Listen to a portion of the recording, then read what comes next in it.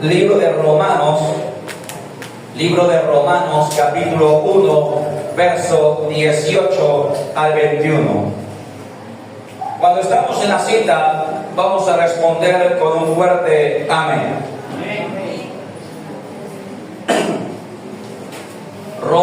Libro de Romanos, capítulo 1, verso 18 al 21.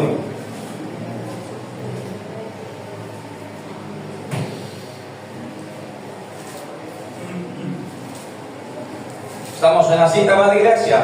Amén. Leemos la palabra de Dios con toda reverencia, en el nombre de Dios el Padre, de Jesucristo el Hijo, con la guianza del Espíritu Santo. La iglesia responde: amén. Amén. Dice así la palabra de Dios en el nombre de Cristo Jesús.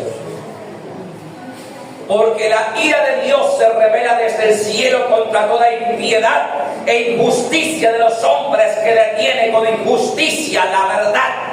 Porque lo que de Dios se conoce les es manifiesto, pues Dios se lo manifestó. Porque las cosas invisibles de Él, su eterno poder y deidad, se hacen claramente visibles desde la creación del mundo, siendo entendidas por medio de las cosas hechas, de modo que no tienen excusa. Pues habiendo conocido a Dios, no le glorificaron como a Dios, ni le dieron gracias, sino que se envanecieron en sus razonamientos, y su necio corazón fue entenebrecido. Amén y amén.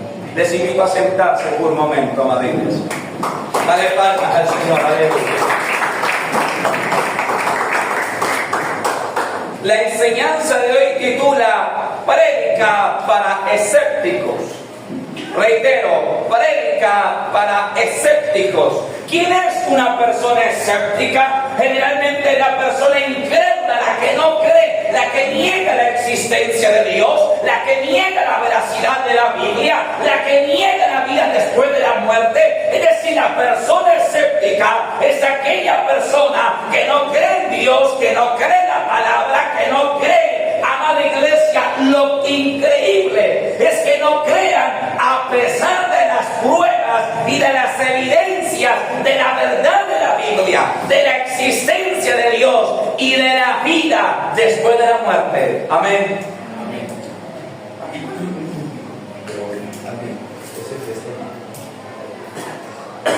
Aleluya.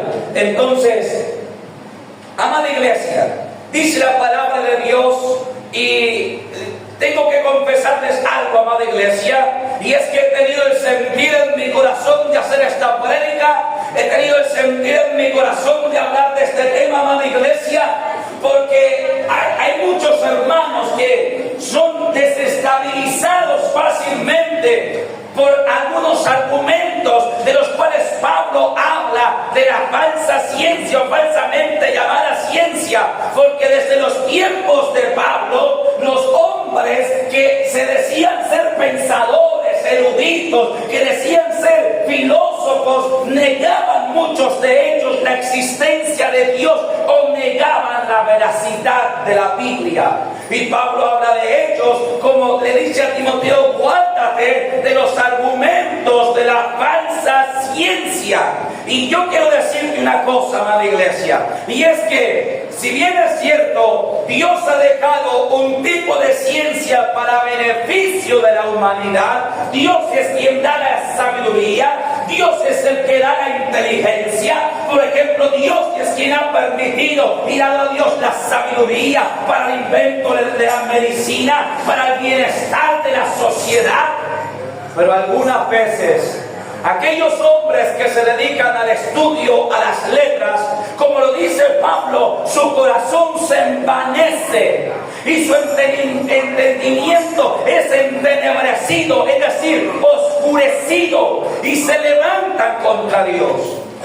Hay muchos hermanos nuestros que están hoy estudiando en la universidad, y ha sido un factor común en las universidades. Ahora me han comentado los hermanos profesores generalmente de filosofía que dedican gran parte de su clase para enseñar a los alumnos que Cristo no es verdad, para enseñar a los alumnos de que Dios no es real. Amada iglesia, hablaba el otro día con una mujer que era clienta cuando yo trabajaba en las ventas el año pasado, y me decía: mi hijo creyó en Dios hasta el bachillerato, pero cuando él entró a la universidad, allí encontró un profesor que lo indujo al ateísmo y hoy no cree en nada. No cree en Dios, no cree en la veracidad de la palabra, no cree en la existencia de ese ser supremo, de ese creador. Y el asunto es que no es el único caso. Me he encontrado con muchos casos, hermanos, no pocos, muchos casos de jóvenes que en la universidad, profesores de filosofía, han tumbado su fe, han aplastado su fe. Amada iglesia, con argumentos los cuales no son veraces o eficaces, como los vamos a ver hoy. Amada iglesia, y esto no es nuevo.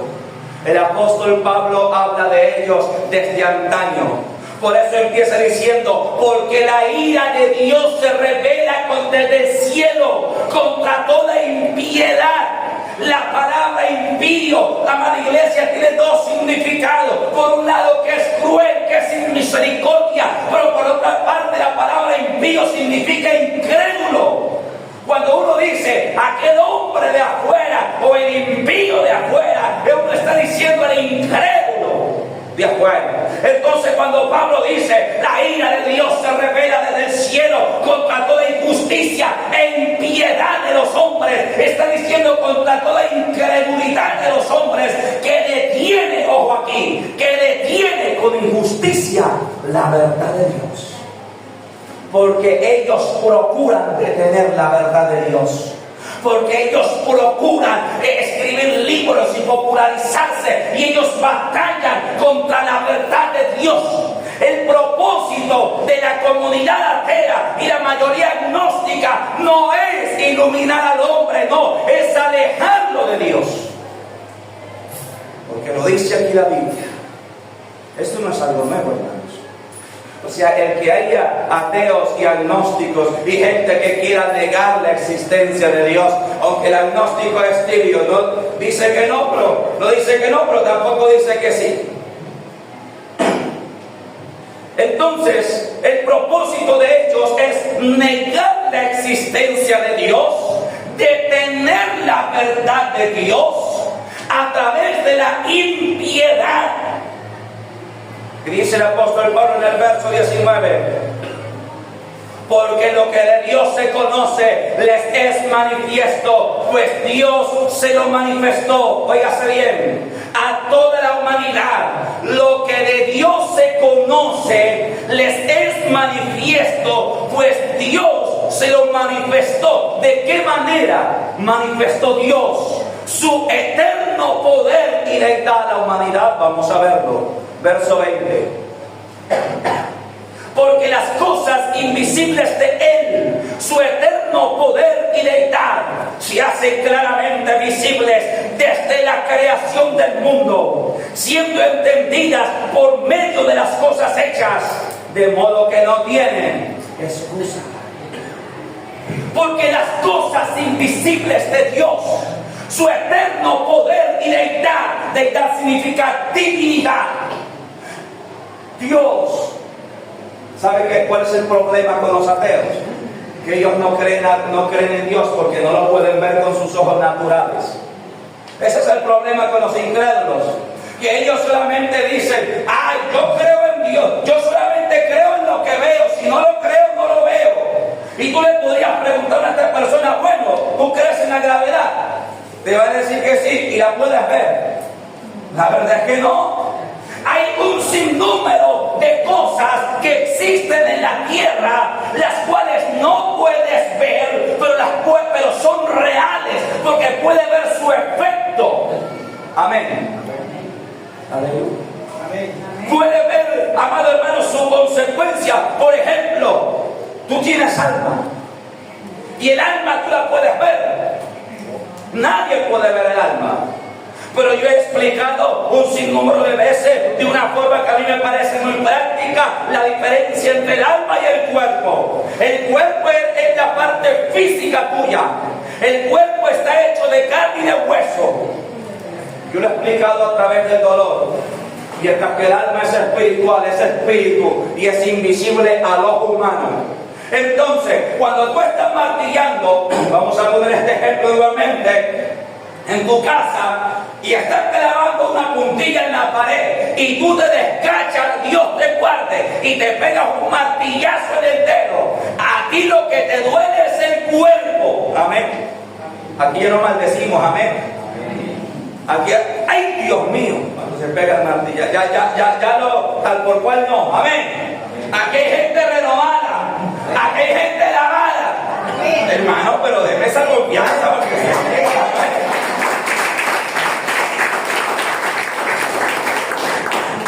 no sé qué decirle, si apóyenme o gracias por la honestidad. Pero el asunto, iglesia, es que cuando tú te pegas el martillazo en el dedo, a ti te duele el cuerpo, te duele la carne. Pero cuando muere un ser querido tuyo, a ti te duele adentro, te duele el alma. Ese dolor no es en la mano, no es en la cabeza, es un dolor interno. Ahora, si el alma no existiera, entonces, ¿por qué duele? La verdad es que hay un sinnúmero de cosas que nuestros ojos humanos no pueden ver, pero que son reales. Más reales que usted y que yo. Amén. Entonces, perdón, iglesia, dale palmas al Señor.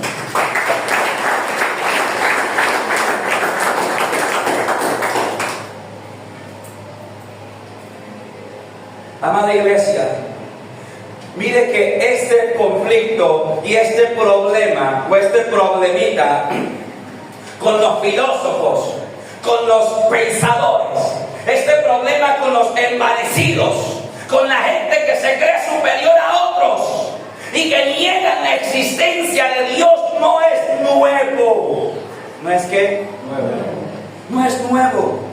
Esto hay desde hace años, iglesia. Y el apóstol Pablo aquí está hablando de ellos. Dice la Escritura, porque lo que de Dios se conoce les es manifiesto, pues Dios se lo manifestó a toda la humanidad. Dios ha manifestado su existencia, su poder. Dice, pues Dios se lo manifestó, siendo entendido por medio de las cosas hechas desde la creación del mundo. Y es que, amada iglesia, si tú quieres saber si existe Dios, mira al cielo, mira alrededor tuyo. Si tú quieres saber si existe Dios, pregúntate, ¿quién creó el universo?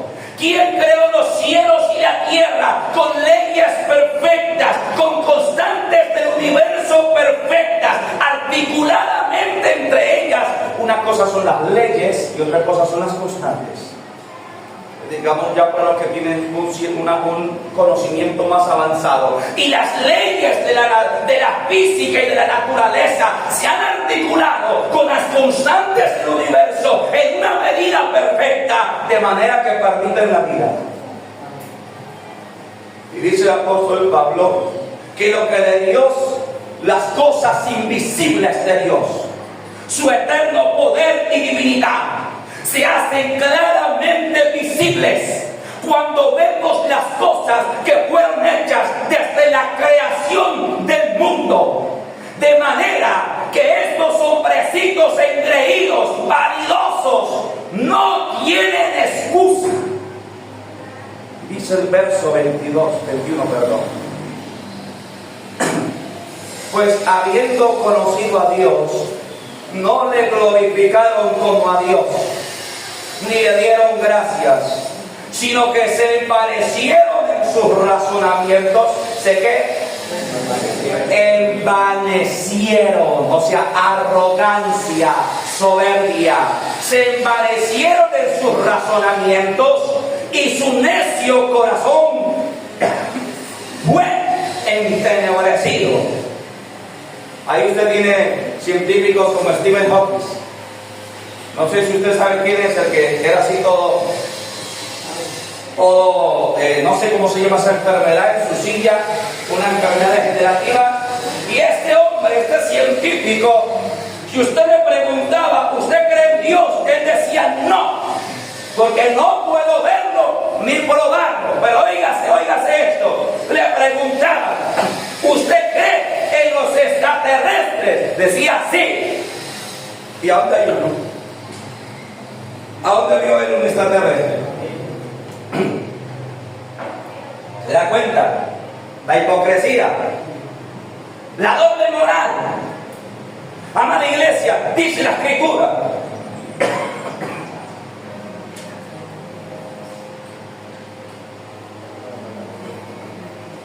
acerca de estos hombres ateos, muy pocos de ellos hombres de ciencia, la verdad.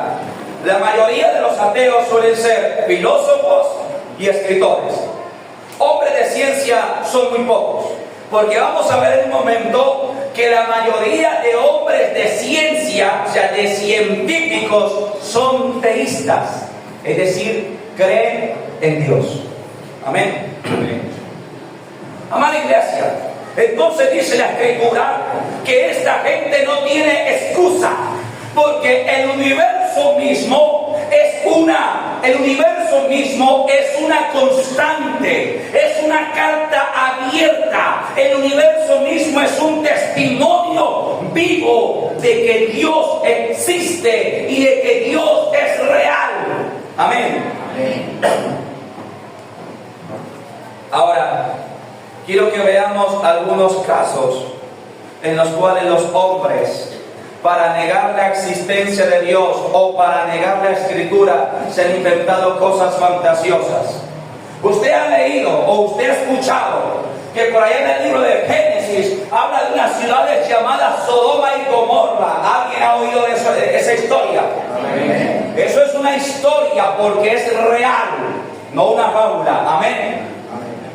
Entonces, la Biblia dice que en el libro de Génesis, amada iglesia, existieron dos ciudades, una llamada Sodoma y la otra llamada Gomorra, y que Lot, sobrino de Abraham, se fue a vivir entre esas ciudades porque era un paraje amplio, lleno de verdes pastos, corrían las aguas allí por aquella llanura, había un monte cerca, es decir, era un lugar, era una tierra fructífera. La tierra de Sodoma y Gomorra, en lo que hoy día es el desierto de Judea, en la nación de Israel, en ese entonces era una tierra próspera, una tierra fértil, una tierra abundante, una tierra de pastos y de aguas, una tierra en la cual se podía tener multitud de ganados y de cultivos. Pero dice la palabra de Dios que estas ciudades se corrompieron en extremo. Dice la palabra de Dios que estas ciudades se prostituyeron, se corrompieron.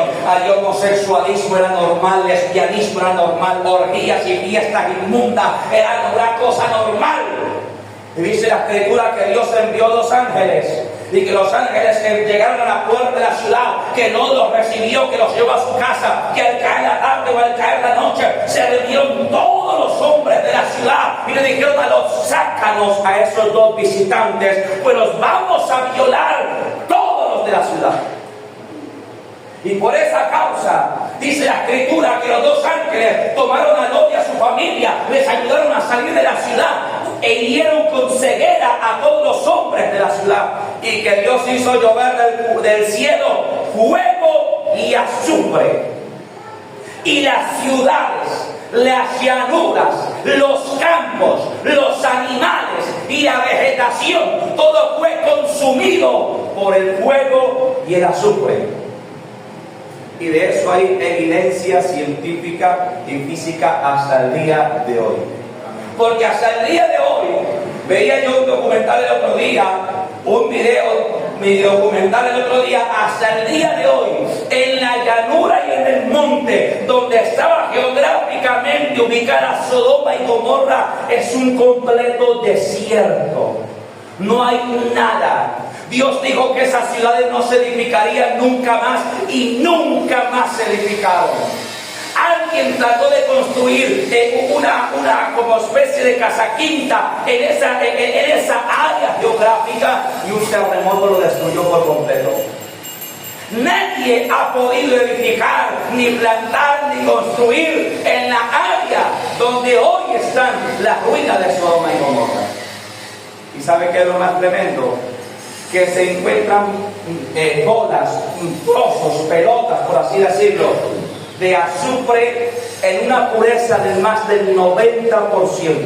Ahora, para los que saben un poco de esto, saben que el azufre solamente se encuentra en las laderas de los volcanes y en tierra volcánica, pero en esa región donde era Sodoma y Gomorra no hay un solo volcán. ¿Cómo llegó esa cantidad de azufre ahí? O sea, y hasta el día de hoy usted puede ir y coger el azufre. Ahora, el azufre que se encuentra en las laderas volcánicas al día de hoy, si usted va al volcán al Nevado de Huiza, los volcanes de aquí en Colombia, la concentración de azufre no suele superar el 50%. ¿Cómo llegó esa concentración de azufre en más de un 90% a un lugar geográfico en donde no existe un solo volcán? Evidencia de que la palabra de Dios no miente. Evidencia de que la palabra de Dios es verdad. Pero ¿sabe qué dijeron los ateos? Que sí, que Sodoma y Gomorra fue destruida por fuego y azufre. Yo lo vi por Nat Geo, oígase bien. Pero que fueron seguramente naves extraterrestres que vinieron y bombardearon la ciudad. Porque así está. Ellos prefieren creer en cualquier otra cosa que no sea Dios. Ellos prefieren creer, así le fuera necesario, en un pedazo de palo, en una piedra, con tal de negar a Dios. Amén. Por eso dice aquí la escritura en el verso 21, yo creo que no me he salido del tema. Pues habiendo conocido a Dios, no le glorificaron como a Dios, ni le dieron gracias, sino que se envanecieron, y su necio corazón fue entenebrecido, oscurecido. O sea, la oscuridad entró en el corazón de estos hombres y no les permite ver la verdad de Dios. Y aunque tengan evidencia arqueológica, científica, veraz, ellos no admitirán. Otra cosa que los ateos han negado o negaron por mucho tiempo fue el cruce milagroso del Mar Rojo. Usted sabe la historia del Mar Rojo, ¿verdad? Dios dividió el mar. ¿Qué hizo Dios? Dividió el mar. Israel pasó en seco. Y cuando los ejércitos de Faraón se metieron a perseguir a Israel por ese sendero que Dios abrió, Dios hizo que las aguas se volvieran sobre ellos y sepultaran a Faraón y a su ejército. Amén. Amén. Durante mucho tiempo, hombres de ciencia, entre comillas, dijeron que eso no había sido así, que seguramente Israel habría rodeado la península, que seguramente Israel habría pasado por otro lado.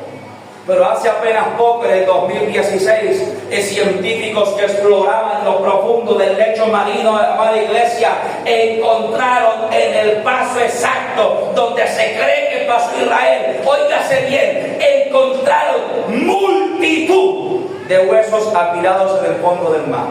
Multitud. Y no solamente eso, encontraron ruedas de carreta y rescataron una espada, un arma casi intacta de la época de Faraón, y la sacaron ¿de dónde? Del fondo del mar. Así que ¿dónde estaban? ¿Dónde quedan esos hombres de ciencia que habían dicho que no, que eso no había sido así? Amada iglesia, lo que yo me sorprendo y lo que también me gozo es que en este tiempo y en esta época Dios está usando los avances de la ciencia moderna para demostrar su existencia existencia. Dios le está mostrando los hallazgos de la arqueología moderna para demostrar que su palabra es real.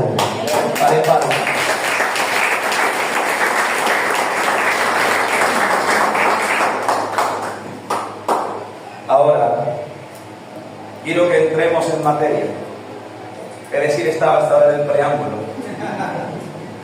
Dicen aquellos que se han engreído en su corazón, dice que porque tienen mucho conocimiento, ellos dicen que el universo no fue hecho por un creador.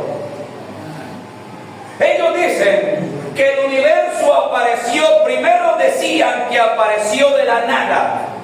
Luego la misma ciencia se encargó de demostrar que nada aparece de la nada. Es decir, hace unos 100 o 200 años atrás, los ateos decían que el universo sencillamente apareció. Pero la ciencia, eso es indemostrable, eso es increíble. O sea, hay que tener más fe que un cristiano para creer eso. Es más fácil creer que un creador hizo un universo a creer que el universo apareció.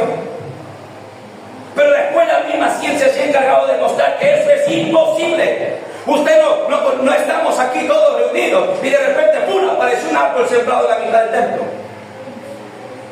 Amén. Luego aparece en el año de 1931 la teoría del Big Bang.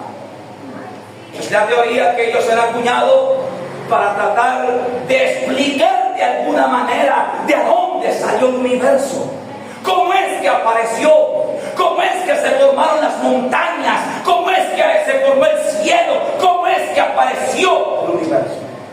Entonces ellos inventan, y ni siquiera ellos, mire, hasta en esto están muy mal parados los ateos. Porque ¿sabe a quién se le acuña y quién es el creador, el promotor principal de la teoría del Big Bang? Un hombre llamado Georges Lemaitre, sacerdote católico.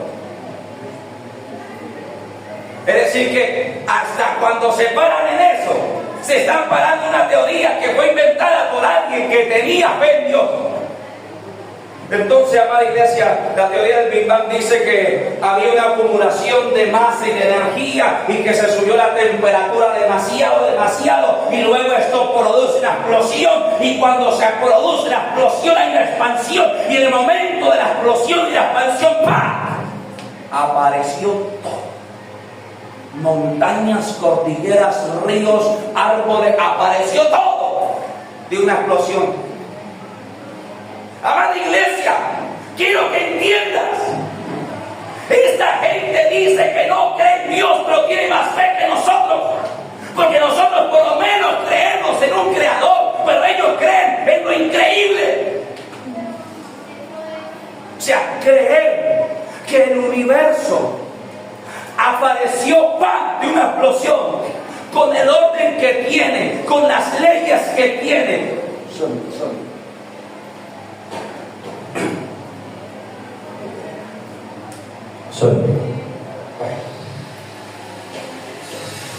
Creer que el universo fue producto de una explosión, con el orden que tiene, con las leyes que tiene, con la calibración exacta de las leyes de su naturaleza y sus constantes. Es ilógico. Creer que el universo apareció de una explosión es igual a creer que usted le puede dar play a una impresora y que la impresora de pronto se prenda y ¡pam! Explote y aparezca una cartilla ahí encuadernada con prólogo y con todo. Es así. Es que es ilógico, hermano. Pero ¿sabe qué es lo que más me parece tremendo? Cómo están avanzando las universidades. Cómo hay cantidad de profesores incrédulos, ateos en las universidades. Y están tratando de tumbar la fe de los muchachos que creen. Cuando los argumentos de ellos son ilógicos, irracionales, inconstantes con la lógica. Entonces, desmontar esto, lo más tremendo es que Jesucristo dijo: si estos callaran, las piedras hablarían. Fíjase bien, si estos callaran, dijo Cristo, de sus seguidores, las piedras hablarían. Y lo más tremendo, iglesia, es que gente que no son pastores, que no son devotos religiosos, que aún muchos de ellos eran científicos ateos, han terminado por concluir que definitivamente el universo tiene un diseño lógico. Y aquí entramos en el siguiente tema. Mira esto. En su libro, para los que les gusta estudiar, les gusta leer, que eso es un buen hábito. Ahora hay que saber qué se lee y hay que saber qué se estudia. No todo conviene, amén.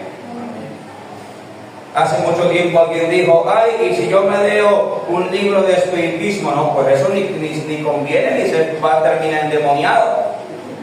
Hace mucho tiempo.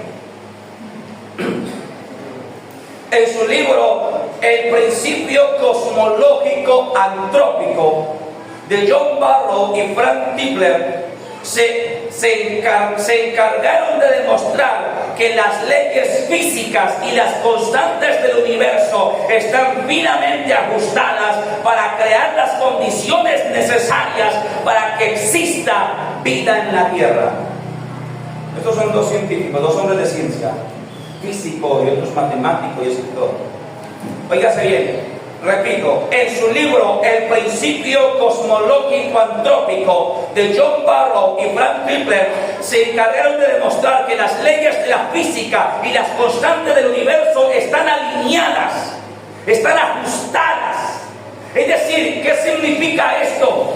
Amada iglesia, que las leyes de la física y las constantes del universo no se dieron por azar, porque eso es lo que sostiene el Big Bang, que fue por azar. No, estos dos hombres dicen que las leyes de la física y las constantes del universo que configuran el funcionamiento del mundo están finamente ajustadas, parametrizadas. Amén. Eso es como cuando usted pone a hacer un arroz y usted le pone el nivel de fuego exacto. Amén. Ni se lo puede dejar muy bajo porque no se cocina y se pone choroto, ni le puede subir demasiado el fuego porque entonces se quema. ¿Me están entendiendo? Del mismo modo, las leyes del universo, las leyes de la física, vamos a hablar de algunas de ellas, y constantes del universo, están finamente ajustadas. Ni mucho, ni muy poco. Lo cual significa que hay una inteligencia diseñadora detrás de ellas. A esto se le denomina como ajuste fino. Como ajuste fino. Y vamos a hablar de alguna de estas constantes y alguna de estas leyes. Ejemplo número 1, la distancia entre la Tierra y el Sol. Sucede que la Tierra tiene la distancia precisa del Sol. Si la Tierra estuviese más cerca del Sol, nos quemaríamos. Pero si la Tierra estuviese más distante del Sol, el frío del planeta haría que la vida no permaneciera. De manera que la Tierra está ubicada a la distancia exacta, precisa del Sol. Constante número 2. La protección de la Tierra por los planetas más grandes, Júpiter y Saturno.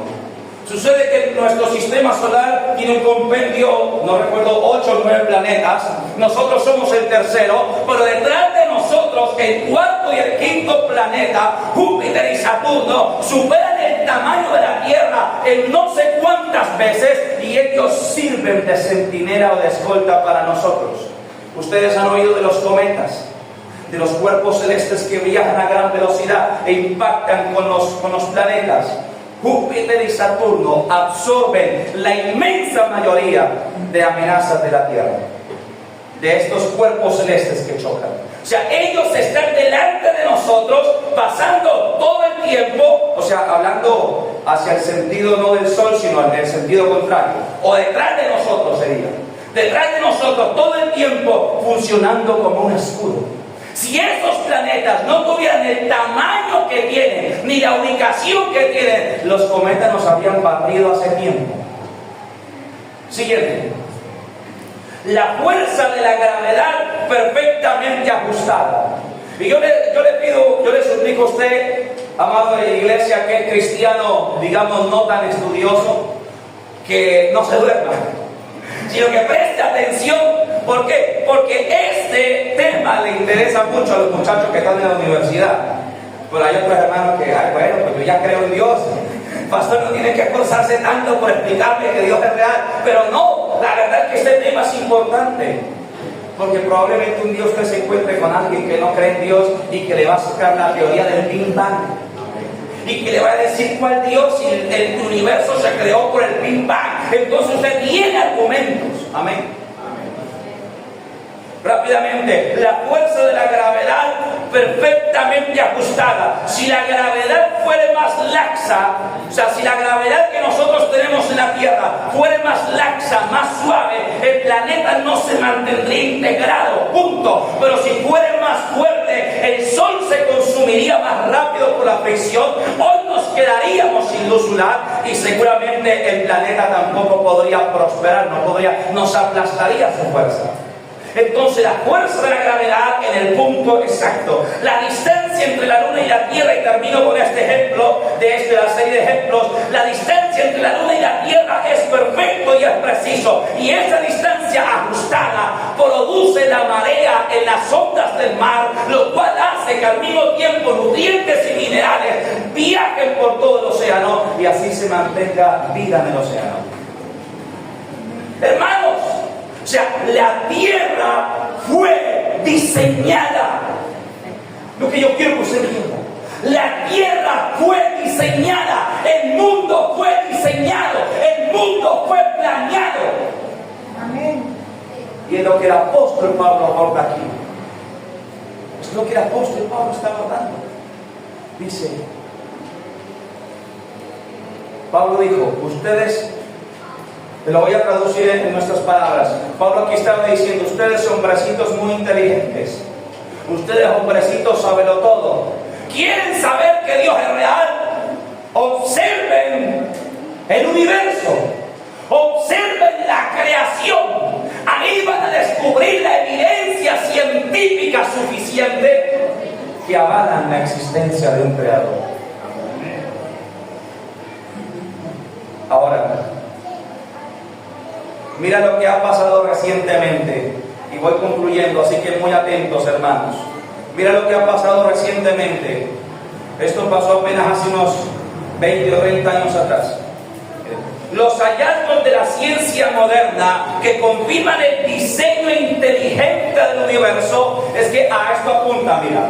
Los hallazgos de la ciencia moderna, como las constantes del universo, las leyes de la física y de la naturaleza, han confirmado claramente que el universo fue planeado, fue diseñado, que no fue un accidente, que no fue una explosión que aconteció por accidente y entonces se generó un orden específico.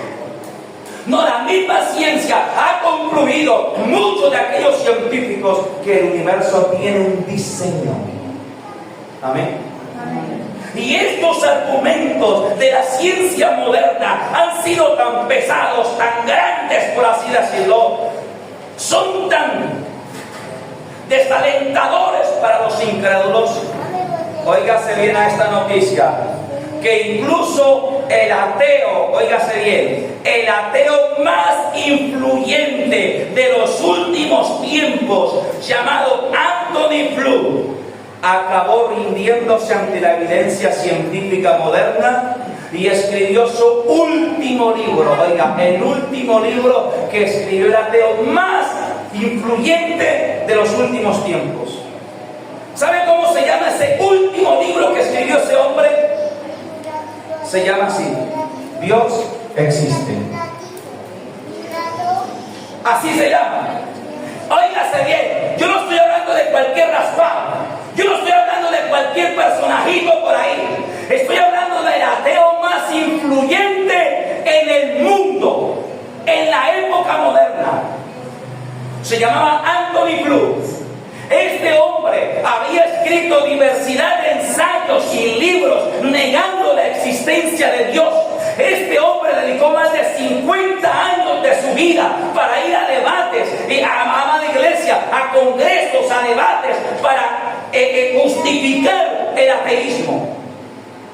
Y al final de su vida, con los hallazgos de la ciencia moderna, este hombre concluye que existe Dios. Y antes de morir, Escribe un libro llamado Dios existe, por Anthony Blue. Para que usted si usted es un hombre de libros o una mujer de libros, lo busque. Y para ir terminando,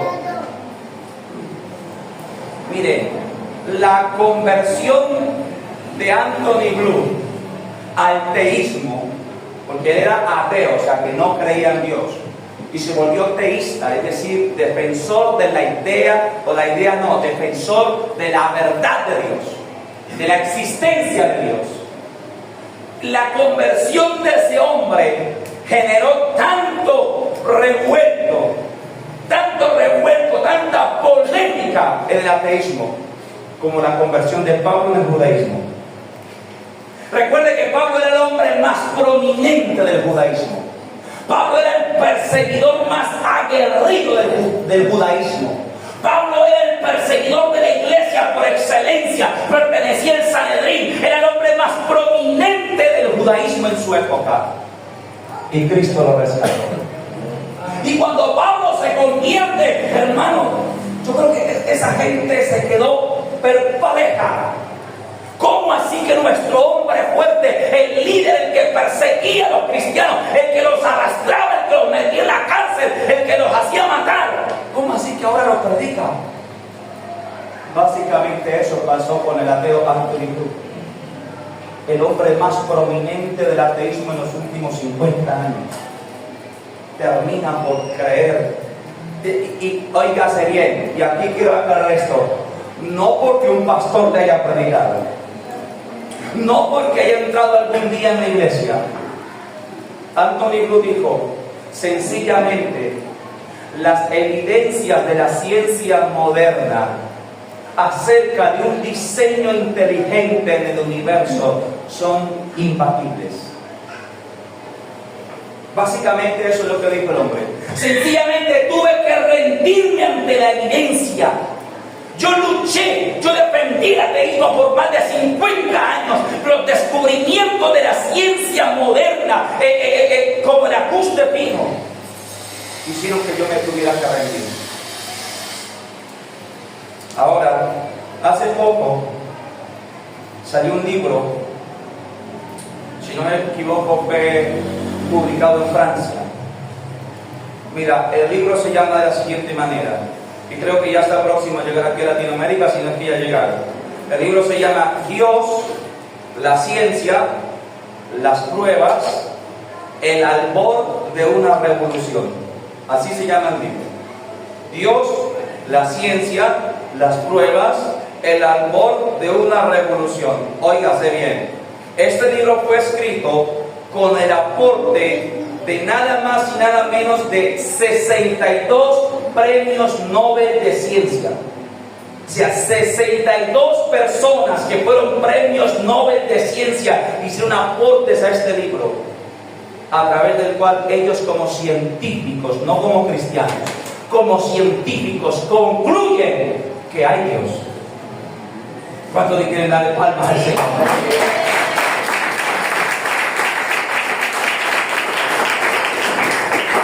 Entonces, y ahora terminamos con Juan capítulo 14, verso 6.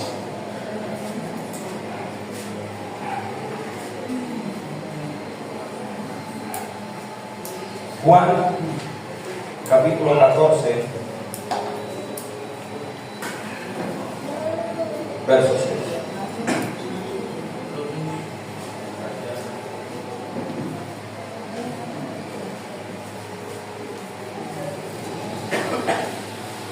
¿Estamos aquí? Amén. Dice así en el nombre de Jesús. Jesús le dijo: yo soy el camino y la verdad y la vida. Atención aquí, nadie viene al Padre sino por mí. Óigase, atención aquí. Jesucristo dijo: yo soy el camino, yo soy la verdad y yo soy la vida. Nadie viene al Padre, o sea, a Dios, si no es a través de mí. Y esta es la radical diferencia entre el cristianismo y todas las formas de religión del mundo. El único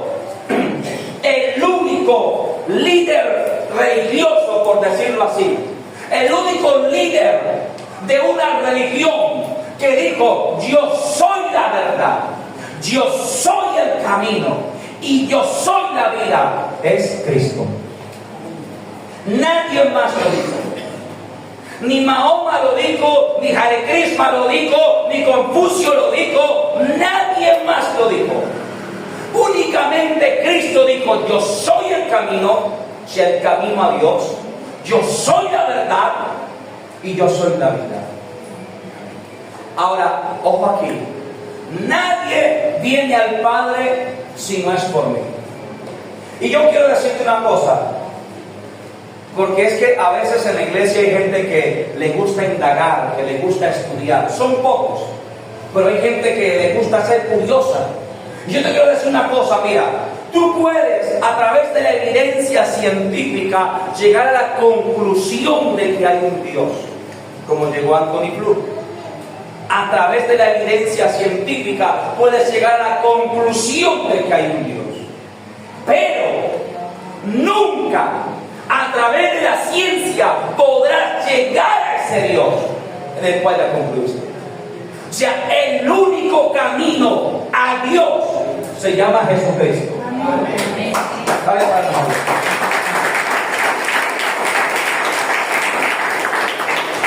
Ahora, ¿qué quiero decir? Para tú concluir en tu razonamiento que Dios existe, a través de la ciencia lo puedes hacer. Pero para tú llegar a ese Dios que ya sabes que existe y alcanzar la vida eterna, solamente a través de la fe. Por eso es que es únicamente por fe. O sea, tú puedes estudiar, tú puedes ver los argumentos, tú puedes ver la evidencia, tú puedes convencerte que Dios existe, mas aún así no ser salvo. ¿Me estoy explicando? Mas aún así no ser salvo. La única manera para ser salvo es venir a Jesucristo. La única manera para ser salvo es creer en el Dios del cual ya concluiste que existe. La única manera para ser salvo es creer en su palabra. No hay otro camino. No hay otra forma de ir al cielo. Ya sabemos que hay Dios. Ya sabemos que tenemos alma. Ya sabemos que lo espiritual es eterno. Pero no hay otro camino para ir al cielo, salvar nuestra alma después de la muerte, sino a través del Evangelio. Así que, madre iglesia, quiero decirte que estás en el camino correcto. Quiero decirte, amado hermano, que estás en el camino de la vida y de la salvación. Que la ciencia hasta ahorita se entera. Bueno, bien por ellos. Nosotros hace 2000 años ya lo sabíamos. Amén. Los científicos hasta ahorita concluyen que el universo fue planeado, que fue diseñado al estudiar sus leyes, sus constantes, su física. Bien por ellos. Pero hacía 2000 años estaba aquí escrito. Pablo dijo: al observar las cosas que fueron hechas, podemos concluir que hay un creador y que un día daremos cuenta delante de él. Así que entrega tu corazón hoy a Jesús y recibe la vida eterna. Hasta aquí la palabra de Dios.